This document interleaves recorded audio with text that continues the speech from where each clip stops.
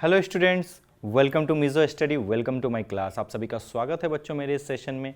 Previous class में मैंने आपको सारी थ्योरीज जो इस चैप्टर के रिगार्डिंग है मैंने आपको बता दी थी। आज फर्स्ट हम जेई मेन पैटर्न का कुछ क्वेश्चंस करेंगे, कैसे क्वेश्चंस आ सकते हैं, किस तरीके से हम क्वेश्चनों पे अप्रोच कर सकते हैं। और जैसे मैं आपको हमेशा ये बताता हूँ, if you have 10 question then solve this question within 7 to 8 minutes, hardly, इससे ज़्यादा नहीं होना चाहिए। ये स्किल्स डेवलप करो। अभी मैं आपको धीरे धीरे, लेकिन अभी आप बोलोगे sir is it possible to complete, yes I can solve, but अभी मुझे डिस्क्रिप्शन में जाना है, आपको चीज़ें थोड़ी समझाते हुए जानी है, so it will take time. Otherwise generally what you are doing, आप क्या करोगे एग्जामिनेशन में जितना कम समय में सॉल्व हो सके। और केमिस्ट्री हमेशा याद रखना टाइम सेविंग होता है। अगर 30 क्वेश्चंस आपके पास हैं केमिस्ट्री के, और if you have a technique और ट्रिक, तो 15 मिनट्स में आपके बन सकते हैं 30 question. So be careful, check it out. चलो अब ज़्यादा बातें नहीं करते और क्वेश्चंस स्टार्ट कर देते हैं। Now look at the question number 1। What is given? The vapour pressure of acetone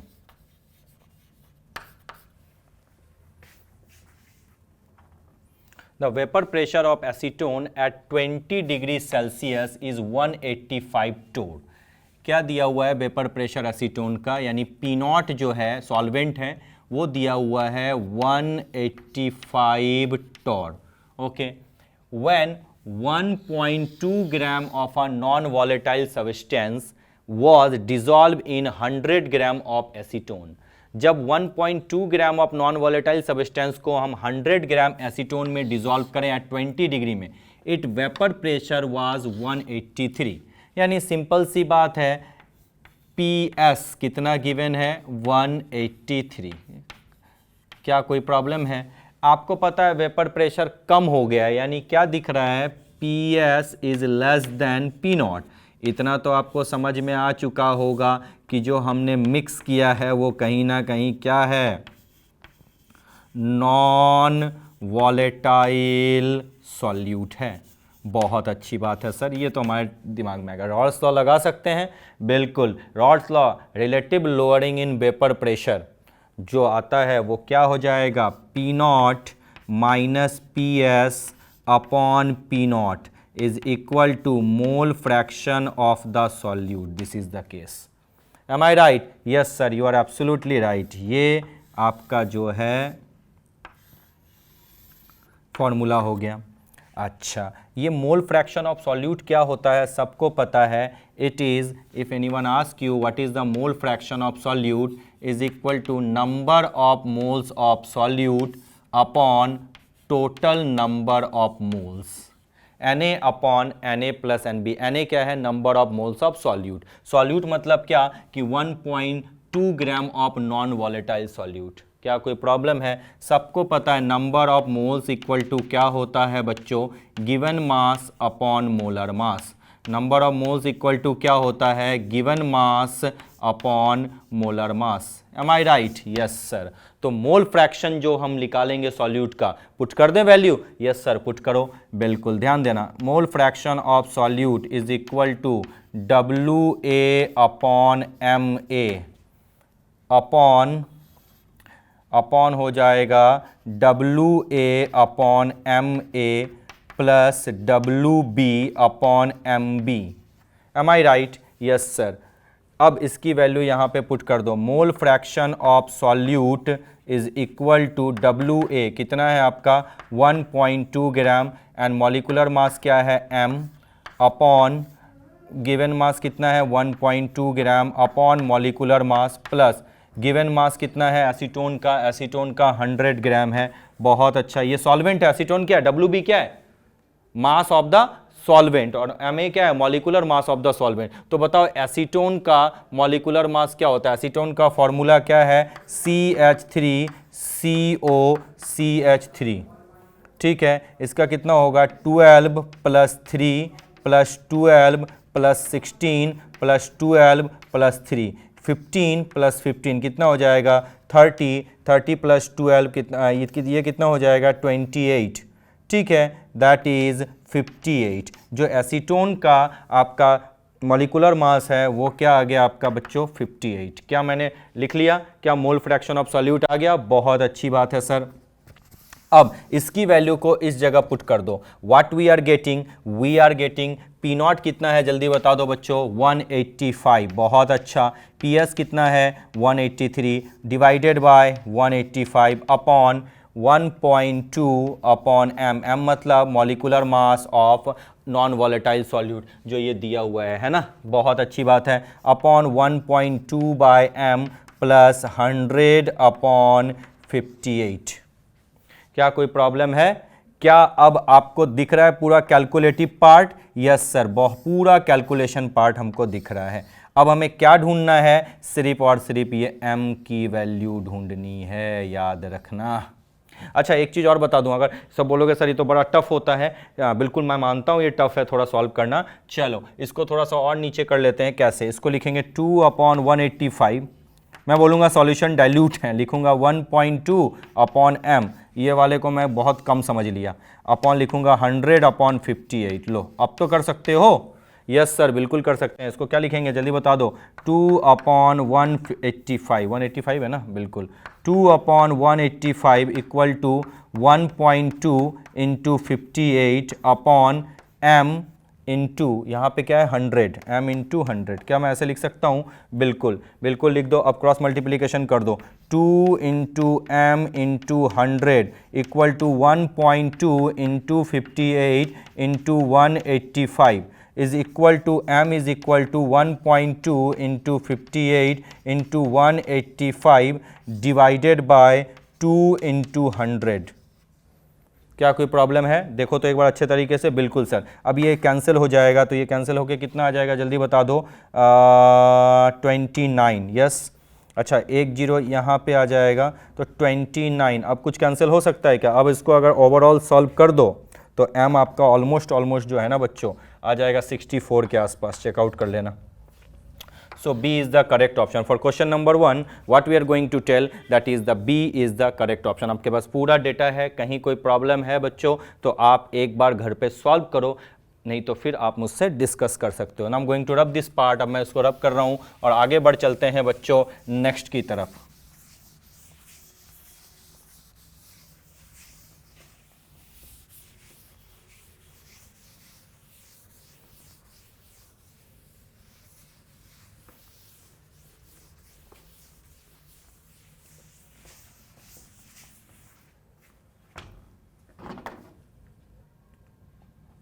बहुत अच्छा क्वेश्चन है, इजी क्वेश्चन, आईआईटी में आया था।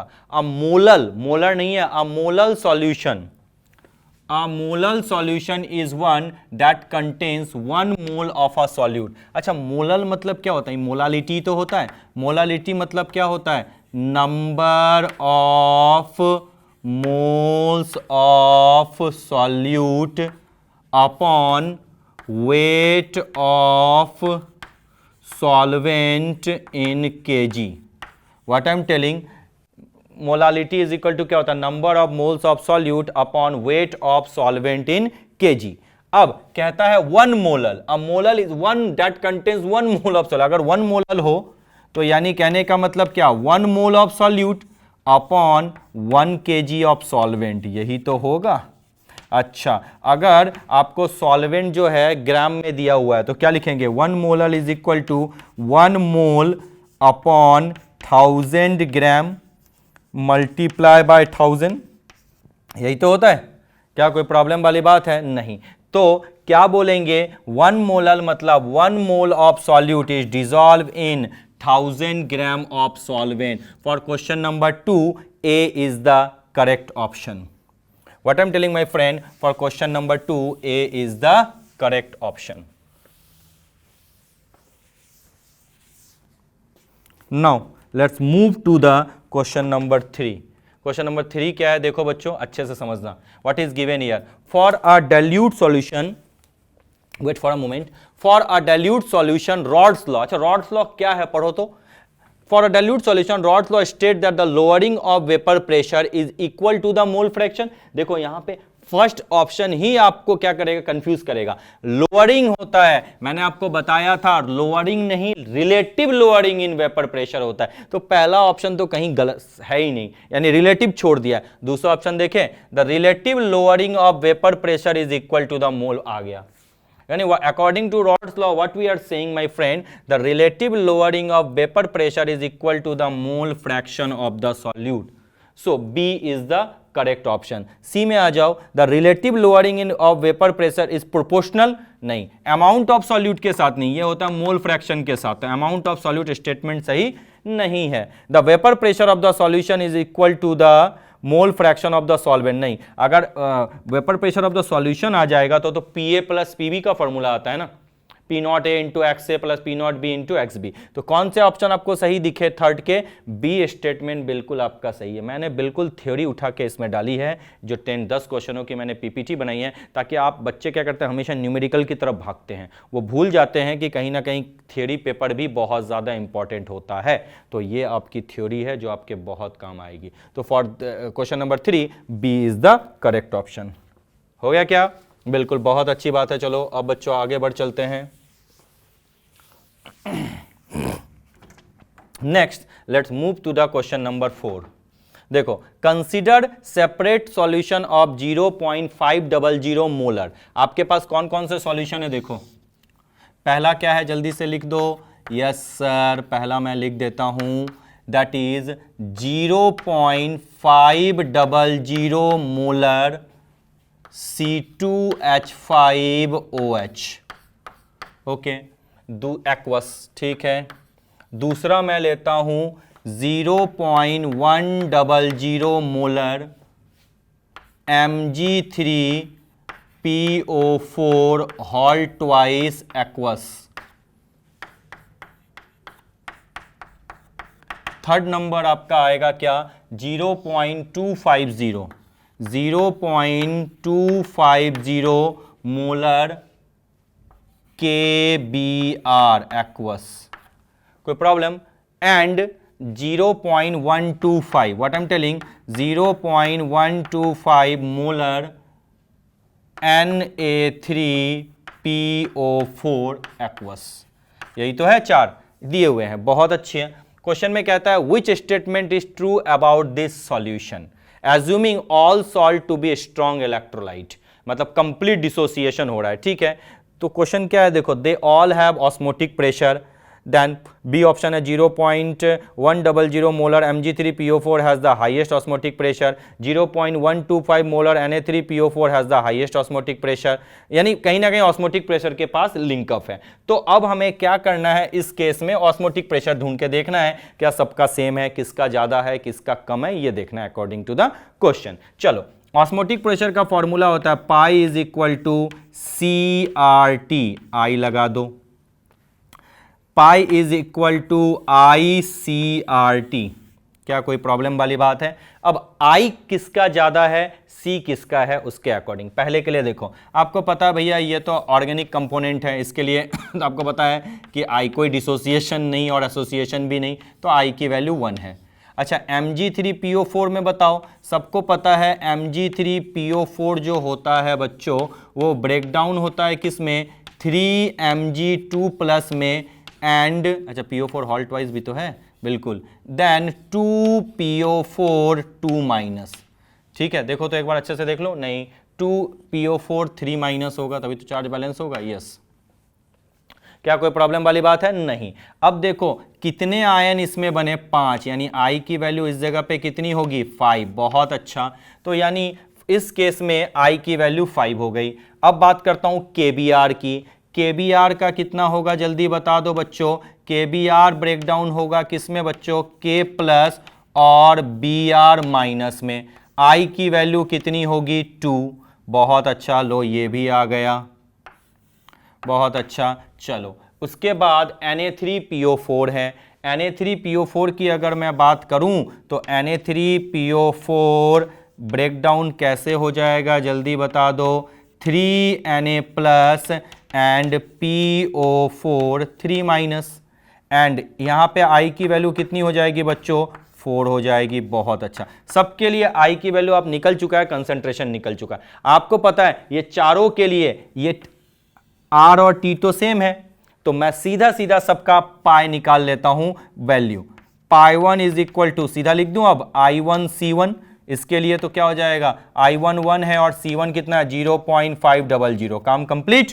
यस, दूसरे के लिए पाई 2 बोल दो, I2C2 लगा दूं, दोनों के लिए कॉमन है तो R और T से मल्टीप्लाई कर ही नहीं रहा हूं। एग्जामिनेशन में अगर सिंगल निकालता तो R और T दोनों से मल्टीप्लाई करना होता, लेकिन यहां ऐसा कुछ नहीं है। चलो I2 कितना है, I कितना है 5 है, C2 0.100, इसको भी सॉल्व करोगे तो क्या आ जाएगा 0.500, यहाँ तो 0.500 था ही था। बहुत अच्छा।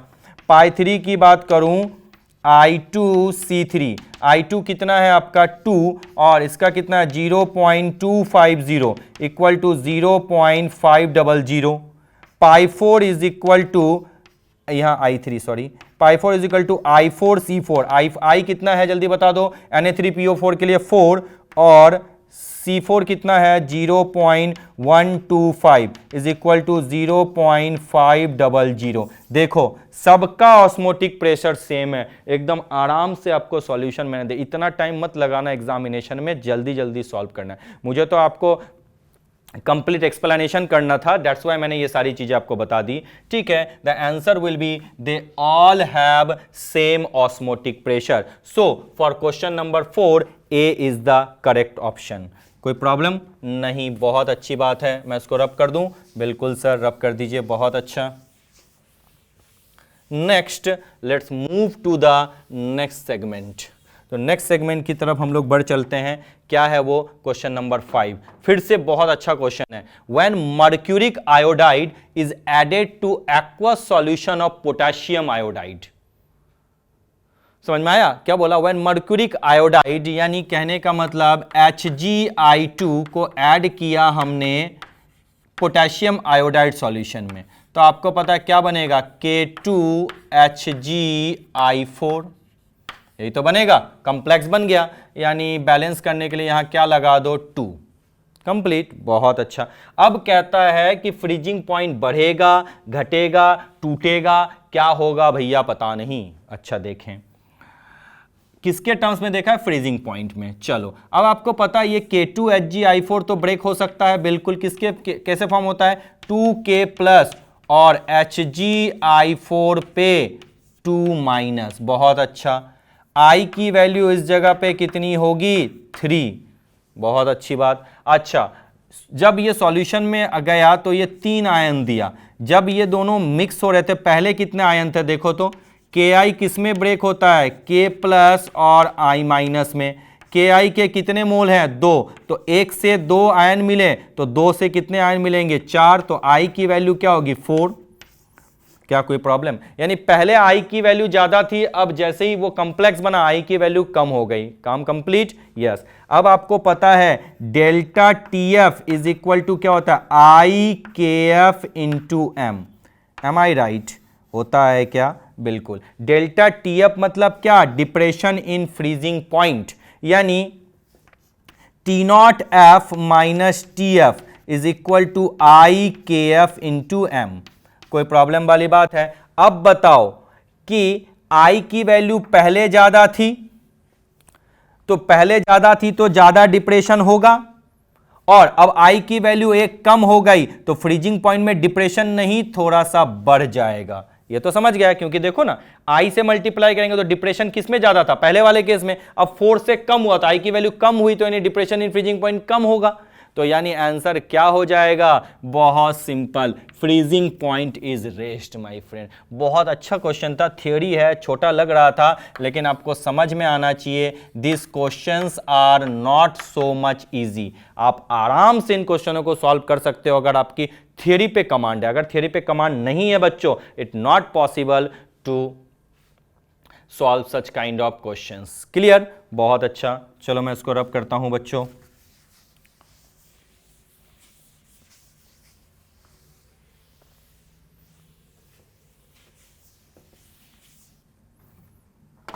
Question number 6, during depression of freezing point in a solution. ये ग्राफ बताया था क्रिस्टलोग्राफी का, एकदम थ्योरी फिर से डाली है।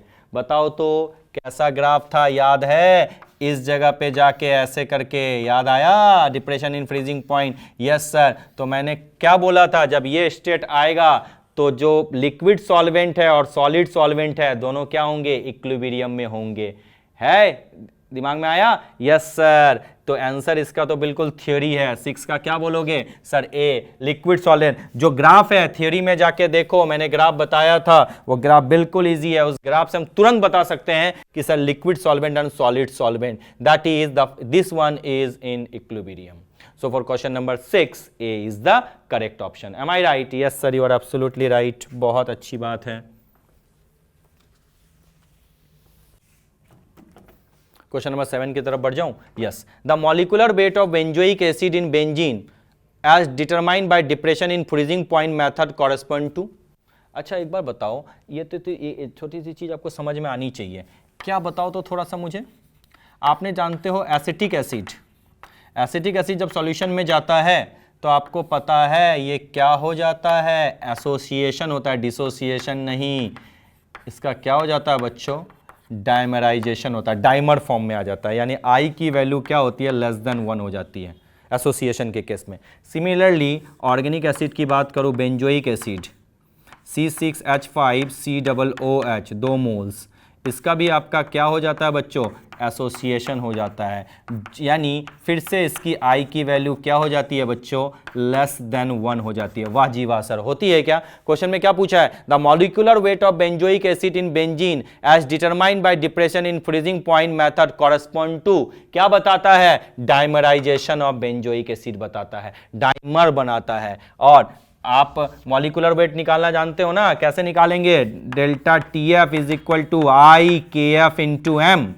ठीक है, आई की वैल्यू समझ गया, लेस देन 1 होगी, डाइमराइजेशन हुआ है। डाइमराइजेशन के केस में आई की वैल्यू 2 बन गया, यानी 1/2, हाफ हो गई ना, कम हो गया। बिल्कुल सिखाया था निकालना, बिल्कुल। IKF, KF के जगह जो होगी वैल्यू वो M के जगह क्या होता है? मोलालिटी। मोलालिटी मतलब number of moles of solute upon weight of solvent in kg। Number of moles of solute given mass of the solute upon molecular mass of the solute, WA upon MA। होता है क्या? क्या बोला है? Molecular mass, यही MA तो ढूंढने बोला है। तो क्या बोलेंगे कि आई की वैल्यू लेस देन 1 कैसे आया? Dimerization of the benzoic acid. For question number 7 what we can say? B is the correct option my friend. Am I right? Yes sir, you are absolutely right, आप बिल्कुल सही हो।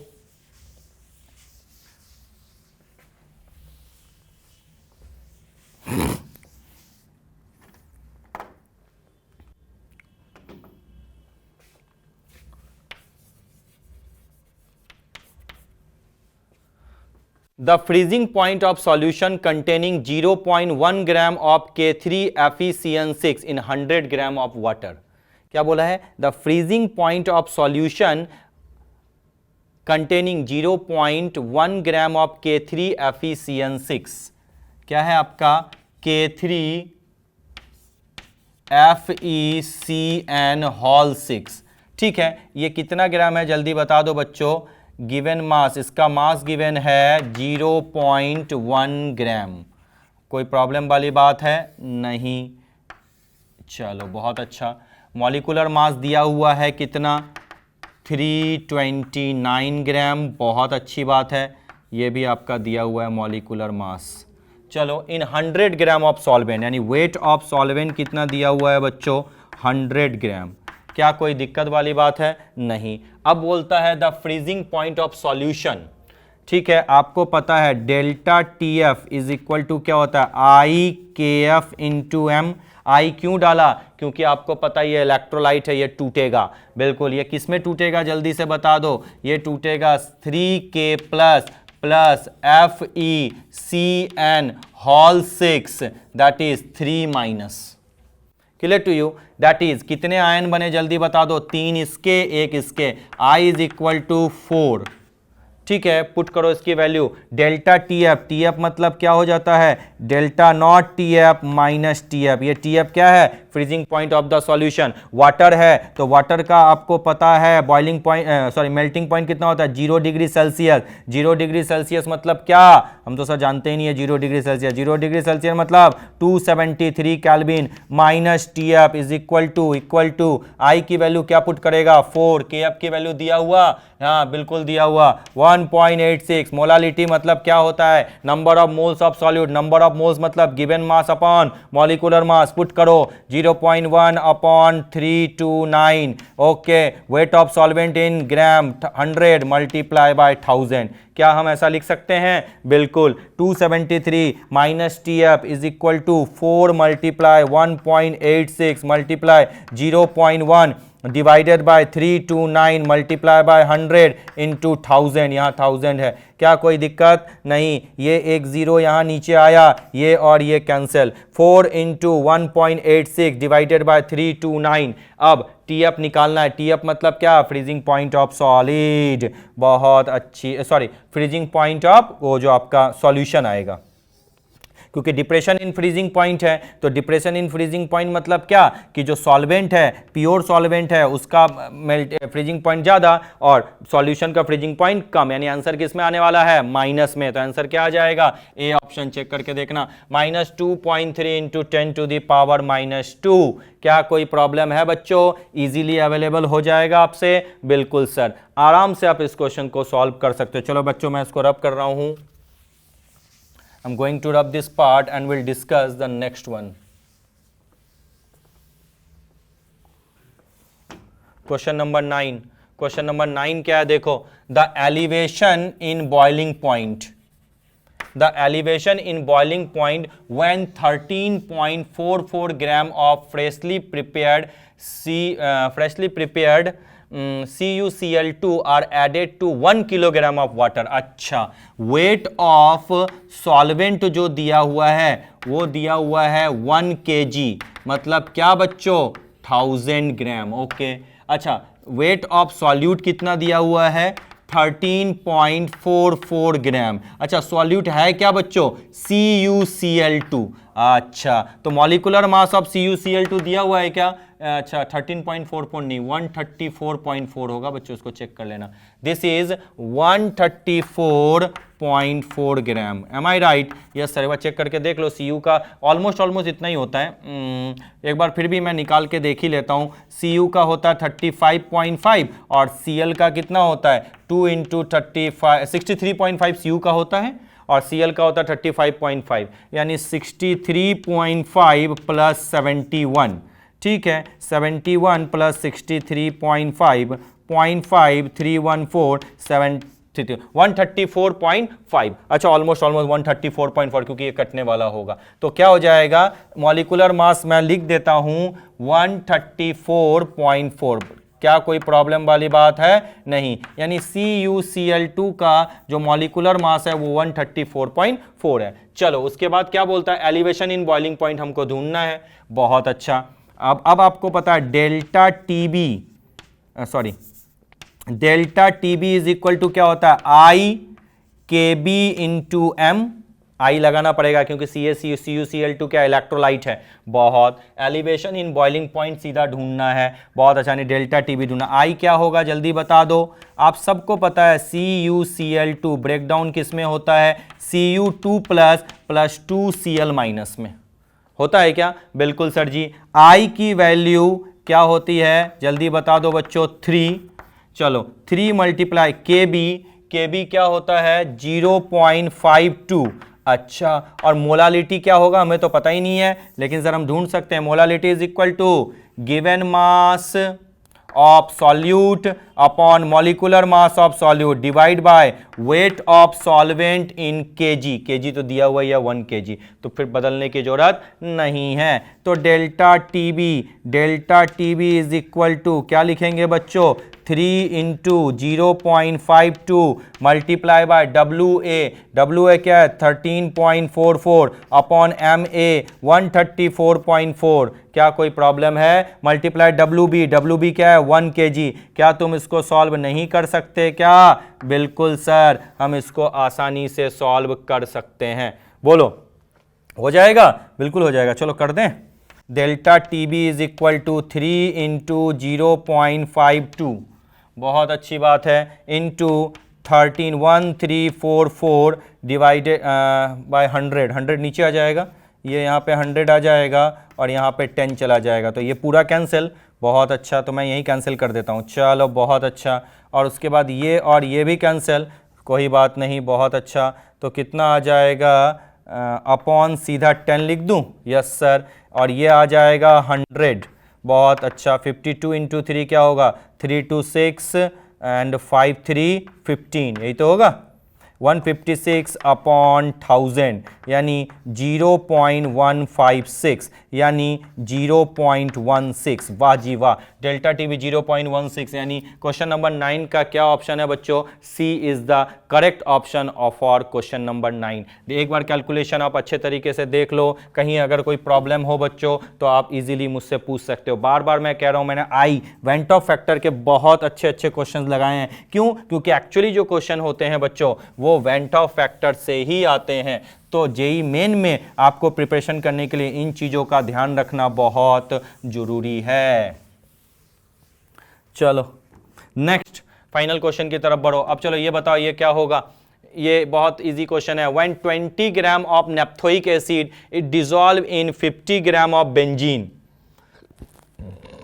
ये question मैं आपके लिए छोड़ूं, क्वेश्चन सॉल्व करो, कितना आसान है ये। When 20 gram of naphthoic acid यानी WA कितना ग्राम है, 20 ग्राम है, बहुत अच्छा। MA ढूंढ सकते हो क्या, नेप्थोइक एसिड का मॉलिक्यूलर मास कहीं दिया हुआ है, नहीं दिया हुआ है, अरे कोई बात नहीं, MA ढूंढ लो। C11 तो 11 into 12 plus 8 into 1 plus 2 into 16, यही तो होगा।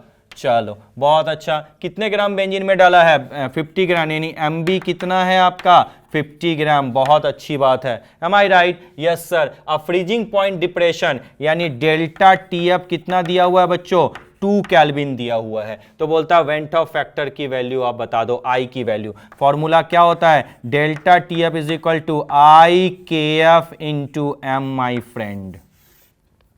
Delta TF is equal to IKF into M। Delta TF क्या है बच्चों, 2, I नहीं पता, KF पता है क्या, KF दिया हुआ यस 1.72, और मोलालिटी इज इक्वल टू क्या होता है, WA upon MA upon WB multiply by 1000 तो करना ही पड़ेगा। चलो अब ये MA निकाल लो, कितना हो गया, 12 इंटू 11, 11 है ना, C11, ओके,